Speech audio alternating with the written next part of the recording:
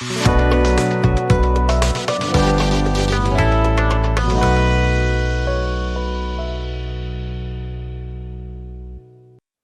everyone to another episode of Around the Block Talk. Today we have with us Mr. Naresh Jain. He's the co-founder of at Snapper Future Tech, and it's a rare privilege to have you with us, sir, today. And looking forward to what you have to share with us. Thank you very much for coming on the show. Thank you, Prateek, for having me. Thank you, sir. So today the topic for the show would be blockchain and Web3. And since Snapper Future Tech is operating in that particular domain, it would be very interesting to know all the kind of initiatives taking place at your organization and what kind of work you're doing there. Sure. So, shall I start? Can I talk? Sure, sir. You can proceed. Sure. Okay. So let me start by introducing myself. I got almost 30 years of experience working with the various IT companies or consulting companies like IBM, Deloitte, KPIT, working with the global Fortune 500 companies all across. I started my journey of blockchain in 2016. That is when while working with the company, I decided that I want to start off something of my own. And that is when I met my co-founder, Prashant Surana, who was already doing something in this space, but he was more focused on crypto trading and doing some activities related to blockchain with AP government. And that is when we got together and we decided to work together as a team. And we pulled in another partner, Amish Gupta. Three of us started working together in 2017 and formed a new company. At that time, blockchain was a very new concept. Companies and the government did not know anything about that. So we introduced blockchain technology to AP government, and we got incubated in the Vizag Center. And that is when we started working on various use cases for the government. And that is how we started working on a POC on land records for AP government. And that is what we did during 2017. And that is how our journey started for Snapper in blockchain space from technology point of view. And after that, we worked on various products and solutions across different industry for customers in India, outside India. Now we have customers all across, government customers, non-private companies, startups. So we are helping in this space. So journey, what we had, it was not a simple journey. It was full of challenges. And it's not that we are over with our challenges. We are still facing challenges, and it's a tough thing to manage a company, a startup, especially into emerging tech like blockchain technology. So blockchain technology is not a simple technology like other like Java or .NET or Microsoft technologies and all that. It's very complex. It's very difficult to understand the concept itself. For me, it took more than 6 months when I started my journey to understand the concepts and come to the level of what blockchain is all about. And so that's why it was a big struggle for us, especially in the first couple of years, where we did not know much about the technology. Capability was not that strong. And working on various solutions and products for the customer, it was very challenging. But somehow, with our conviction, we continue spending time learning, experimenting, a lot of research and development. That is how we started building our capability. We worked on various solutions, but there was not enough business in the market. Most of the companies were looking for free POCs or pilots. We did that. Hardly we got any paid engagement. Even with the government, we did not get paid at the time. Later on, of course, we have been working on paid engagement last couple of years, but in the first couple of years, it was very, very tough.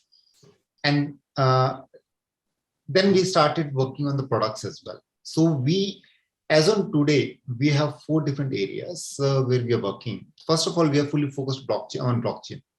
Whatever we do, it's all around that. So we provide services.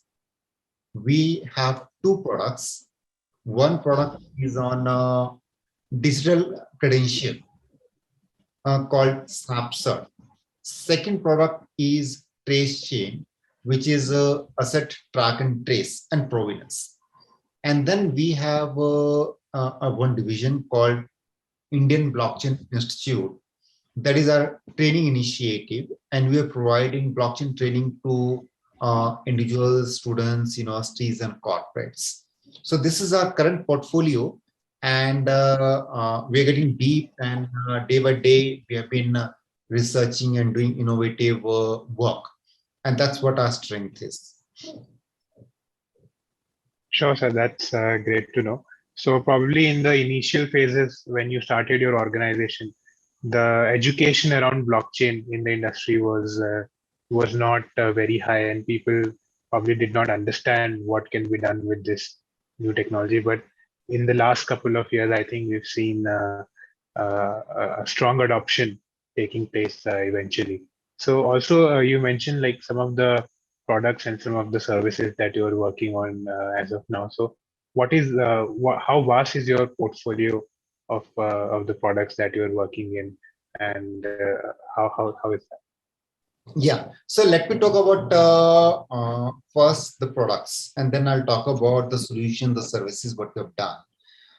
And it's all innovative work what we're doing. First product is Snapshot, which is on digital credentials. Any kind of certificate or license or document, verification of that document through our platform. So we provide end-to-end solution as part of that platform, where we can have any university onboarded. We can have any government who issues documents or certificates to citizens and businesses, and also corporates for any kind of certificate or employment documents. So all of those documents can be issued through our platform, and it can be verified. And that's the solution. For this particular product, it's already in production. We have acquired a few customers for which we are serving right now. One of them is Kushal, which is a Section 8 company and providing labor skilling. So we're providing issuing certificates to them. Apart from that, we are part of Center of Excellence by Central Ministry, METI. METI has come out with the first cohort on blockchain as appearing through STPI. See, we are part of that, and we have been, in fact, invested by STPI in our subsidiary of Snapper. So that's how, and we have been working with now we have been talking to various state governments and central institutions in India and outside India for implementation or uses of this particular platform for issuance of a degree certificate or other certificates, and then verification of those. So that's one product. The second product is on track and trace, which is a trace chain.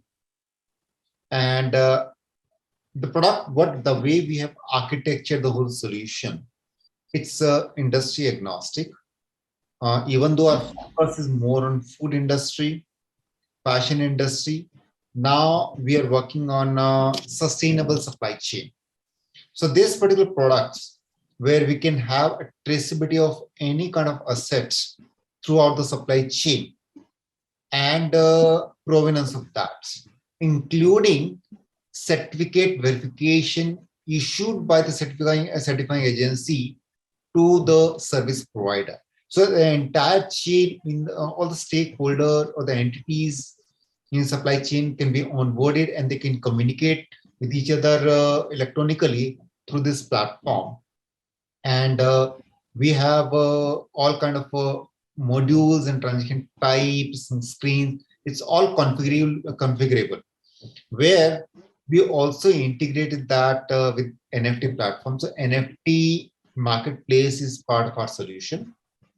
Along with that, we are also generating uh, carbon accounting certificates for carbon credits, which can be sold in the form of NFT on the marketplace. So all that is part of the solution. And for this particular solution, we have been awarded by, we have actually won a hackathon by IFSCA, which is a international financial uh, regulated body of India, based out of Gandhinagar Gift City. So we have been awarded and we have become part of their regulatory sandbox. So now we are working on with them using this particular solution, including the green finance. So traceability of product and extending that to having green finance. So the overall solution we are working, we have, as part of that sandbox, we are trying to do a pilot with the few companies right now. So that's the second product. And third, the services what I talked about. We have worked across different industry. Supply chain, if I talk about supply chain, we did many POCs, food industry, auto industry, and fashion industry. All of these different industries, we have done POC with the customer, even pharma side. We have done a POC or some provided services to customer on healthcare side. We have done many projects on tokenization side, where currently we are working on one innovative project on DAO. DAO is decentralized autonomous organization. We have done worked on NFT platform for one customer. We have one customer based out of Malaysian government for land records. We are working with a financial institution, fintech company in India, large fintech company, and working with them for many innovative solutions on fintech side. So as such, we have worked across multiple industry in India, outside India, government and private companies. Sure, sir. Recently, I That's have to add, we have partnered with NASSCOM. We launched our program with the NASSCOM under Future Skill Prime. And we are the only company right now offering development programs for individuals from colleges, students, as well as working professionals who can come and take the advantage and increase their skill set for the better jobs. right, sir. That's great to know. So, from what I could understand, you have worked across, several domains within blockchain. So NFTs, database credentials, also into training. So that's a wide portfolio indeed. So now coming to your to the particular product of Snapchat. So at IDS, what we're building is an educational metaverse, and so that is a kind of product that we're, and this is in collaboration with AICTE. So that is a kind of product that we're working on. So would love to know more about your Snapchat product in particular. And so now this being an ecosystem, you need to get in the partners, you need to get in universities, you need to get in governments. And so how do you plan to drive adoption for this particular product, and how is it going? Yeah, so adoption is definitely a challenge. Especially suppose we talk about universities. Universities, for university, it's not a priority because in between we had COVID and even otherwise because of lack of funds and also their own regular business. uh, it's not a big priority for them, and that is why adoption is very slow. And that is one of the reasons through APIRI, we have been talking to the government, and through government, and we are trying to bring forward this platform from the adoption point of view. So we're talking to various universities and government department in Haryana, in other states, in Pune as well. We have signed up with one big university, very large university recently. I cannot take the name right now, but we have signed up with them and we started doing the pilots.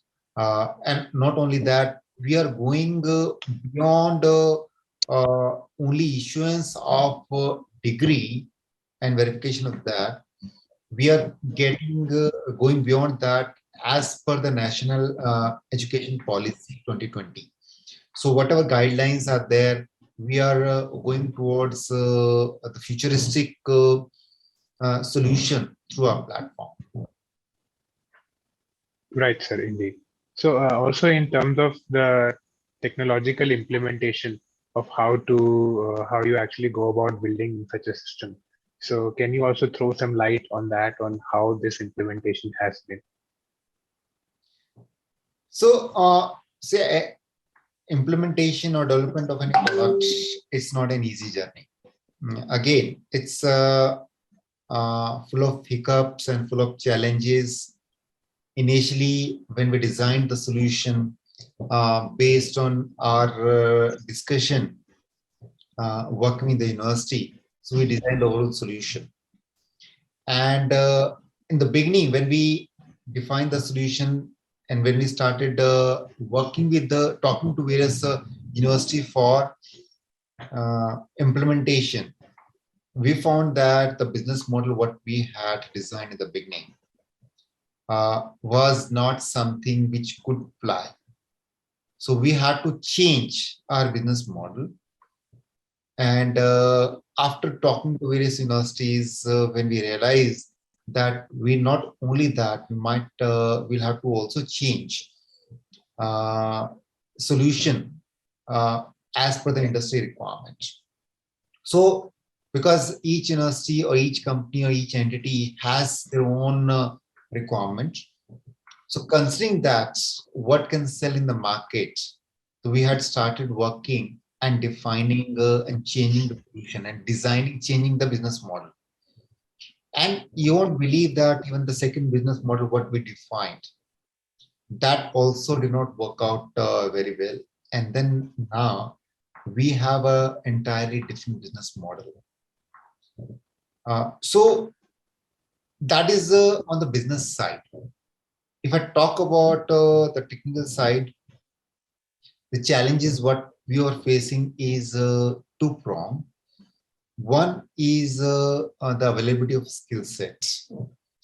And second is because it's an emerging technology, doing a small work is fine, but when you start working on a production grade solution, you might you face various challenges. We have to spend a lot of time in finding solutions for the challenges what we are facing. And over and above, being a startup, the major challenge is funds, which is a challenge for any startup. So we had we had constraints about funds, and because of that, under those constraints, we have to find ways to mitigate the challenges what we're facing in terms of right skill set, then web skill set, and marketing of our solution, or interacting with our customers and all that. So challenges were there, and challenges are not gone. The challenges what we had yesterday, today's challenges are different, but challenges are still there. Right, that's true indeed. So also on the technical side, I believe with blockchain, you have to build the infrastructure as well yourself, because this is a new technology and not much work or not much kind of an infrastructure work has been done, and everything has to be laid down. So that makes it more challenging. And Yeah, that is correct. So right now, the infrastructure what we have created for our products, we are still not covering the cost. We are still investing in that space.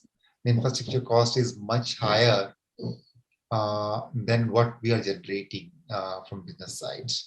Uh, so that challenge is there, and that's why, as I mentioned, product journey is not easy, and especially if it is a platform game, it requires investment, and that is why, like, in fact, we have been looking out for investments uh, to come overcome these kind of challenges. Right, true indeed. So also, as you mentioned, you changed the business model for Snapchat a couple of times. So can you throw some light on what is the business model that you're using currently and how is that working? Yes, initially, say when we started, we thought we have our innovative solution. Okay, we thought we'll go and ask university to pay us, and we realized that no, it doesn't work that way. But first of all, they don't have enough funds. Second, it's not something. It's a priority for them. Even though everybody used to like solution, they want it, but at the same time, they don't want to invest. So we realize that that is not the way to go and sell in the market. And then we change the model in such a way that we are offering it free to universities right now. Hmm. So we have found different ways of monetization. But of course, it's if it is at university level. But when it comes to the government, of course, it's not easy working with them.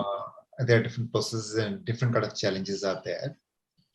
Over there also, we have found some way to work with them and implement the solution. But yes, it's still not easy. Right, indeed. And so also, what do you think is the response of industry today for blockchain services, for blockchain products? And so there is the gap that was there that people still need to know about the possibilities that blockchain brings with itself and what blockchain can do. Is that gap shortening, and how do you see the industry responding to We are still far off from adoption level of blockchain technology, especially in India. Uh, in a way, it's a true statement globally, but in India, the situation is adoption of such technology. It's not easy, and even though big corporates they have enough budgets and money, but they don't spend that money because for them their core business is more important, and it's all futuristic, and their mindset is why should I spend time on this?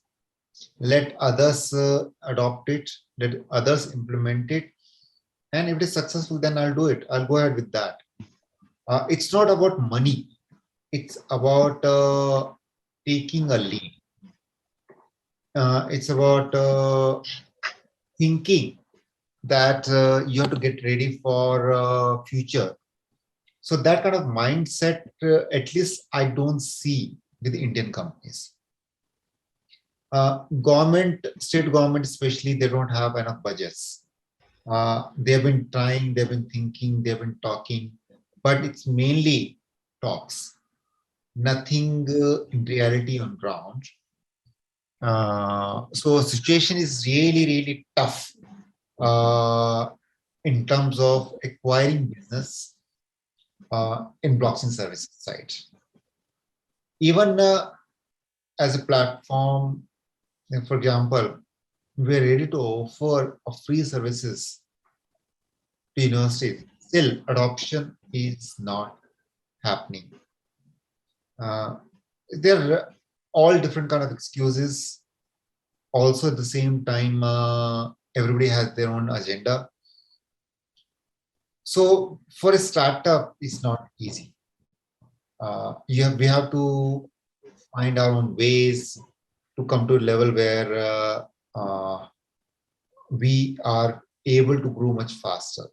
We are growing even now, but at the same time, it's just a starting.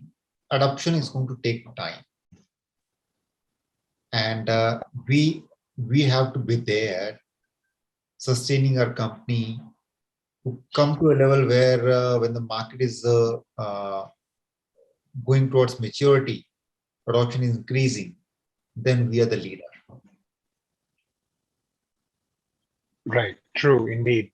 So, but in the past couple of years, we've seen many investments taking place in Web3 and blockchain space, and to a certain extent, there is an awareness about this. Probably not sufficient enough.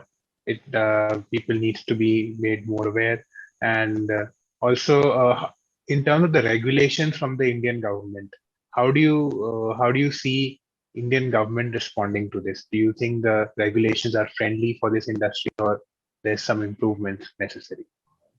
So if we talk about regulations, regulations with respect to what? So regulation related, if we talk about technology. So technology is like any other technology, implementation technology, regulation doesn't come in picture. Regulation comes in picture when, if it is related to cryptocurrency or tokenization. Yes, regulations are still not there. Government is not very clear what to do with that. They're still trying to figure out. And it's not only Indian government, it's global. It's a global phenomenon where for regulators, finding a solution for right solution for regulation point of view is not easy. It can happen only if all the global regulators come together and create a common body and find out, define the regulations. Then only the proper solution can work out. Till that time, having regulations at country level will not work, because being a decentralized distributed technology, here government will not have any control. I can directly transfer money to anybody across the world using my wallet, and nobody knows about that. So it's so difficult to control that, and that is why government, Indian government, and most of the government are coming out, working out on CBDC, their own digital currency. And once that comes out, it will change the scenario for Web3 and blockchain technology. Right, very true, indeed. So, also, what do you think can drive the adoption and drive the education in blockchain today, and what would it take for organization and the government to realize what can be done with this and to actually make the most of this technology and make the adoption faster? See, as such, there are various ways, like supporting startups, incubating startups by the various corporates and the government, creating different kind of center of excellence, and coming out with the projects in blockchain, and that too mainly with the government. Because corporates, we cannot expect much from them at this point of time to come out with the projects. So it's mainly the government has to focus in this direction to come out with the various kind of projects and involving mainly the startups. Because big companies, they find their own ways. They have their own big customers in India and outside India. So for them, it's not something, it's a side thing. And they are not dependent upon only one technology for their survival and their growth. But for startups who are mainly into this space, dedicated in this space, survival becomes difficult for them. Uh, so government has to come out with various kind of projects and involve various startups as part of those projects and support them, because the maximum innovation comes from startups. So those innovation will help in faster adoption of technology. And once we have an infrastructure created by the government, then industry can adopt that, because it's blockchain is an ecosystem play where one individual company, even if it wants to implement blockchain, it will not help much to them unless they create a network, unless they create an ecosystem where multiple entities or various stakeholders become part of one single network. So that can be done mainly uh, through through the government projects or government infrastructure, and that's one of the way, in my viewpoint, for large scale implementation. And I can say one thing: government of India is actually taking a lot of efforts in this direction for blockchain technology. For example, we were there in Digital India Week last week in Gift City in Gandhinagar, where Prime Minister Modi had come. He talked about, he also talked about blockchain technology, and he has been talking about this and implementation point of view. Basically, central ministry has been really working hard in that space to work on various solutions. Right, indeed. So also, what kind of motivation do you have behind starting Snapper Future Tech, and what vision do you have for your organization in the coming years, and what do you think are the possibilities? This space is so exciting. I can like you will not believe it. What is the kind of potential this technology has?